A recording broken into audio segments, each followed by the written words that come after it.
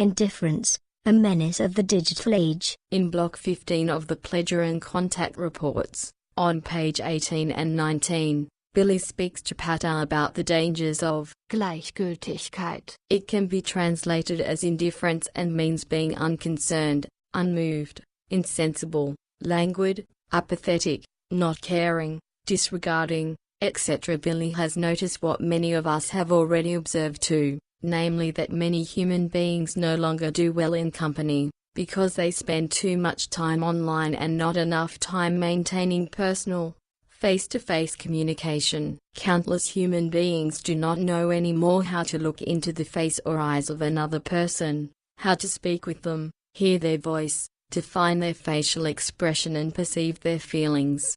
Also, in many cases, living together doesn't work out anymore because most of the communication happens online, and if not, it's fragmented and cheap.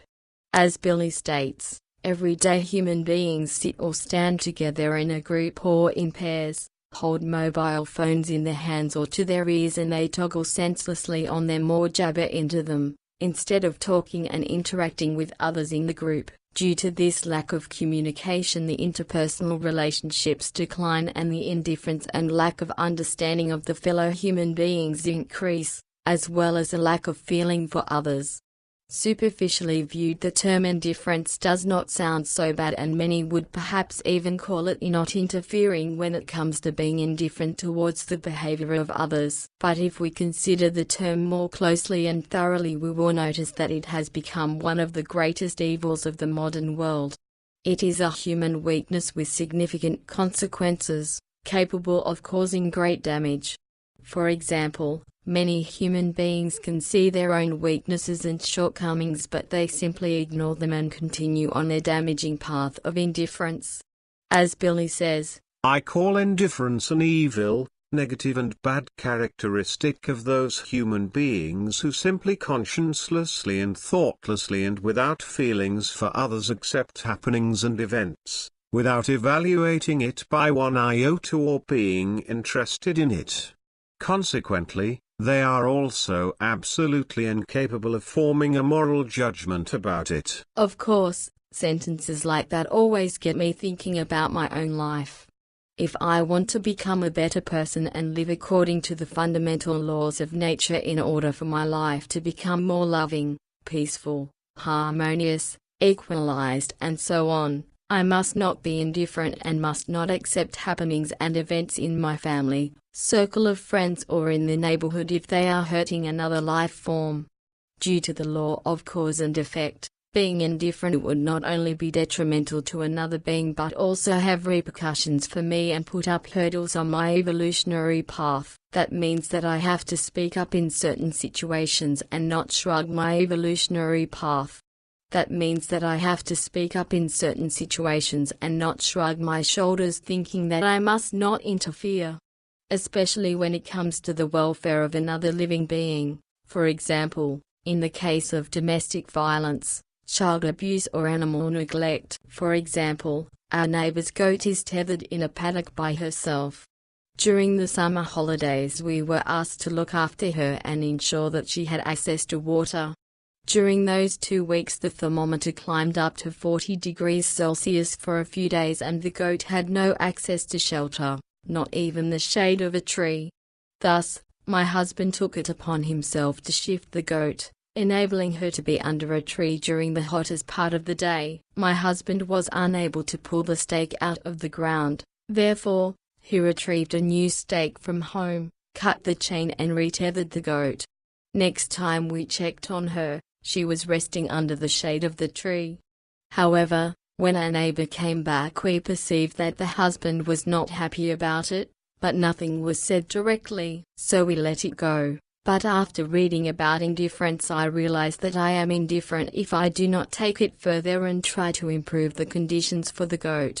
The goat relies on its owners for her welfare. In the wild she could seek shelter under a tree and find water in creeks, and so forth.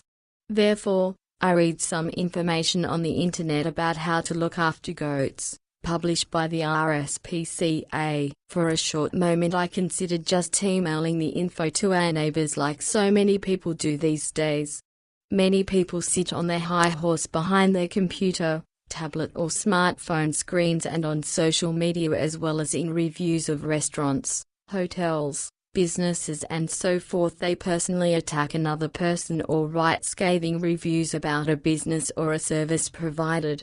But have they ever stopped to think if they would say the same thing to the face of the person concerned?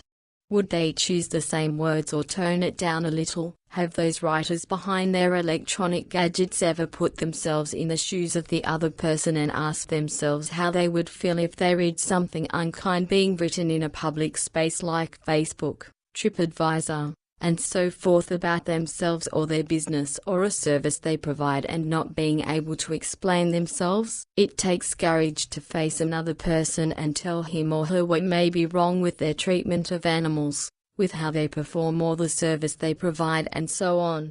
But if we do not want to be indifferent and if we really care about another person, then that is exactly what we have to do, namely talk to the person concerned face to face and offer constructive criticism. Therefore, I printed out the information about keeping goats, took it to our neighbor and talked with the wife about it, because I do not want our relationship to deteriorate to an indifferent email exchange. It is not always this straightforward. In the case of domestic violence or child abuse, it can be a lot more difficult not to be indifferent and instigate an improvement of the condition for the woman or child concerned, but we have to try, because it is our duty as a human being to take care of our fellow human beings and not let them suffer unduly. If we cannot change the situation ourselves, we could at least report it and instigate a change. According to Billy, and I paraphrase over the next 2 paragraphs, these days indifference is widespread among human beings in all human institutions, and presently it cannot be stemmed and keeps growing. Therefore it is no wonder that uncountable human beings, as a rule the younger ones, engage in all that which is evil, bad and terrible. Additionally, they usually have no conscience about it and do not react when their wrong behavior is pointed out to them.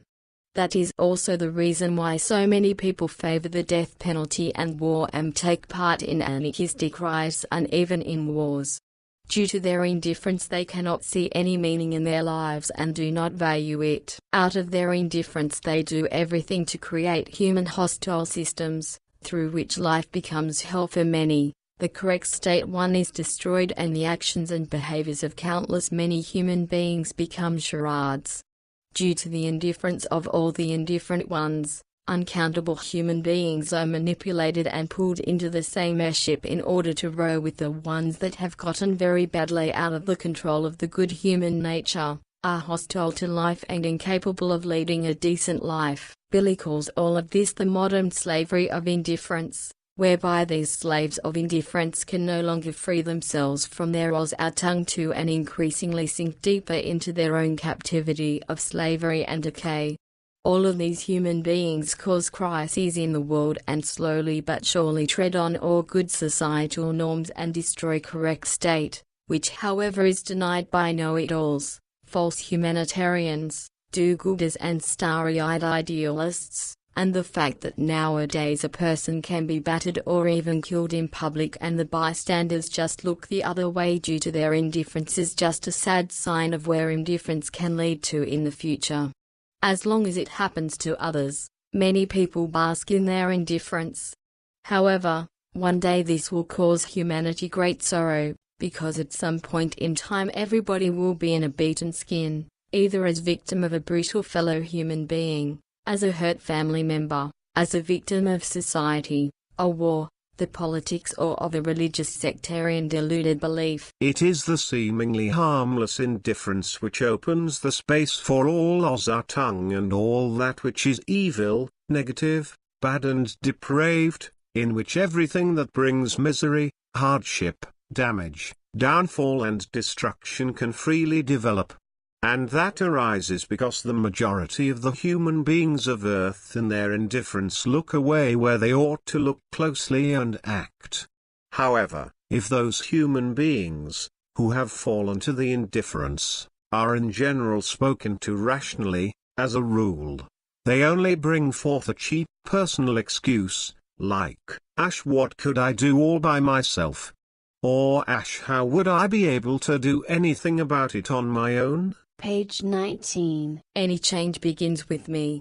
If I want to change things for the better, I have to take the first step and be a role model for others.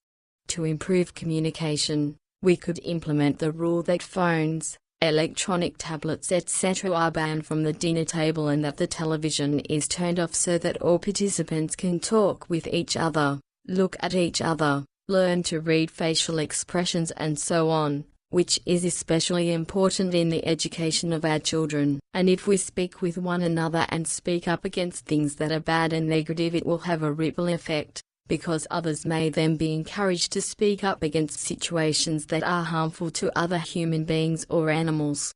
However, where do we draw the line between not being indifferent and interfering or proselytizing? If I notice someone leading a seemingly unhealthy lifestyle, do I have the right to tell that person, because he or she is doing harm to himself, herself and perhaps even to her family, or would that be interfering, proselytizing or missionizing? I would say as long as the person does not ask me for dietary advice, I cannot give it, because all of us have free will to nourish our bodies as we see it fit. I can only be a role model for my family and friends and hope that they will adopt a healthy lifestyle.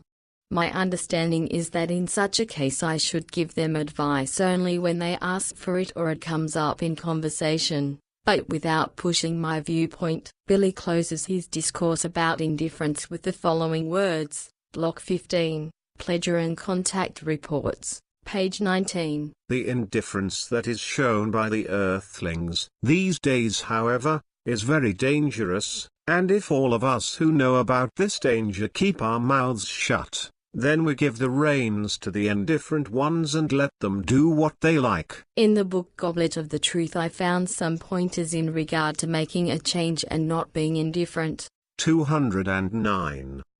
Truly, you will all be tested by the appearance, nature, with anxiety and fear, hunger and loss of your goods and chattels and life and all that which is of nourishment. But when you are connected to patience, then you will surely overcome all tests, because it is part and parcel of the life for things to go up and down, for good to alternate with bad, of which there can be no doubt. The message to the patient ones is, however, that all strivings yield good fruits and time will ultimately change everything to the good. Chapter 2, page 31. 13.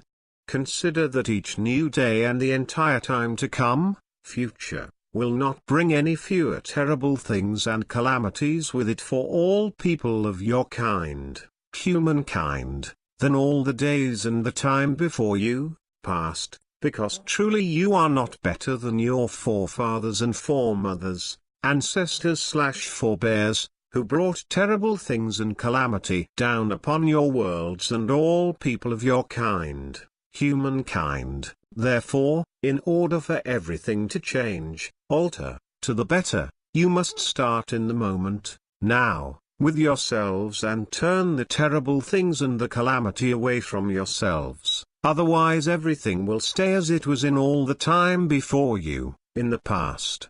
Chapter 20, page 373. 15. And truly, the volition never comes from nothing, because in truth you must search for what you want as human beings in your own inner nature, find it and motivate it to the will. But to do this, thought impulses are needed, through which then the will is built up and through which then the life is changed. If you only let yourselves be touched and guided by your true inner nature, therefore you shall involve yourselves in things which you recognize to be really valuable and of which you think that it can stimulate you.